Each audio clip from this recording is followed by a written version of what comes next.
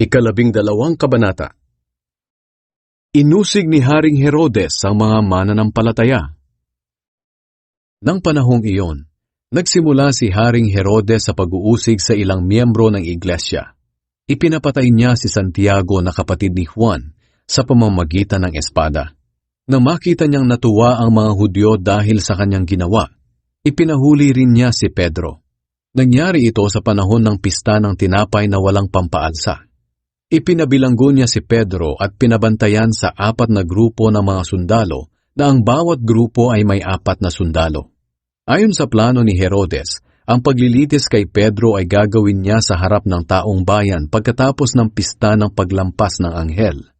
Habang nasa bilangguan si Pedro, patuloy ang taimtim na pananalangin ng iglesia para sa kanya.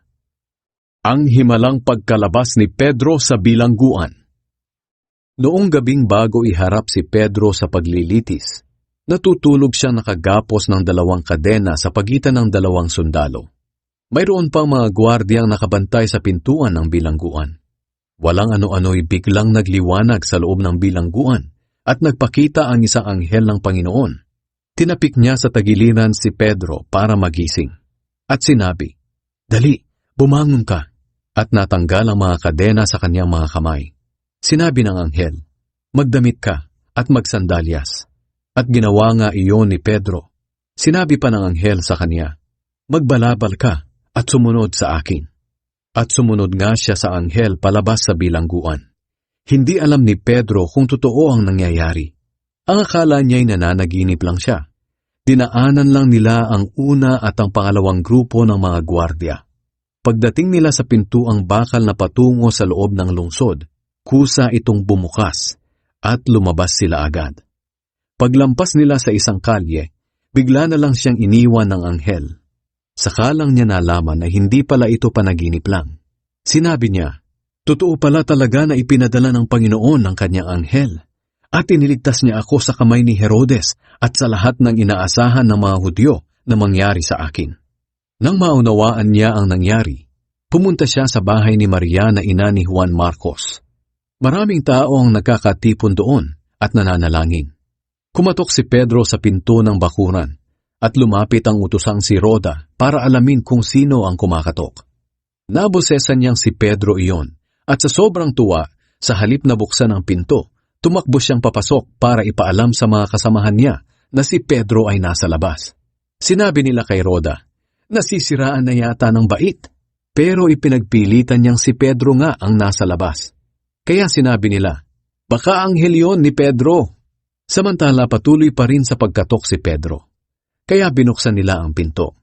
At nang makita nilang si Pedro nga iyon, hindi sila makapaniwala. Sinanyasan sila ni Pedro na tumahimik at ikinuwento niya sa kanila kung paano siya pinalabas ng Panginoon sa bilangguan. At sinabi niya sa kanila na ipaalam ito kay Santiago at sa iba pang mga kapatid. Pagkatapos umalis siya at pumunta sa ibang lugar.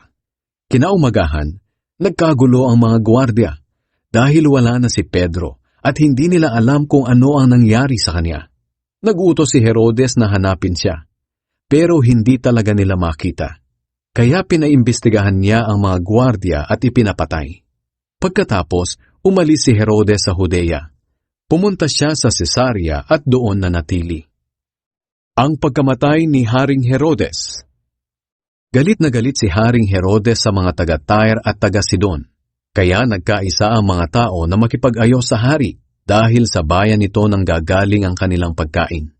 Bago sila pumunta sa hari, kinaibigan muna nila si Blastus para tulungan sila dahil siya ang katiwala ng hari sa palasyo. Nang dumating ang araw na makikipagkita na si Herodes sa mga taga-Tyre at taga-Sidon, isinuot niya ang damit panghari at umupo siya sa kanyang trono at nagtalumpati. Sumigaw ang mga tao, "Isang Diyos ang nagsasalita at hindi tao." Nang oras ding iyon, pinarusahan siya ng anghel ng Panginoon dahil hindi niya binigyan ng papuri ang Diyos. Inuod siya at namatay. Kaya patuloy na kumalat ang salita ng Diyos at lalo pang dumami ang mga mananampalataya. Samantala, bumalik sina Bernabe at Saulo sa Antioch galing sa Jerusalem matapos nilang maihatid ang tulong sa mga kapatid. Isinama rin nila si Juan Marcos.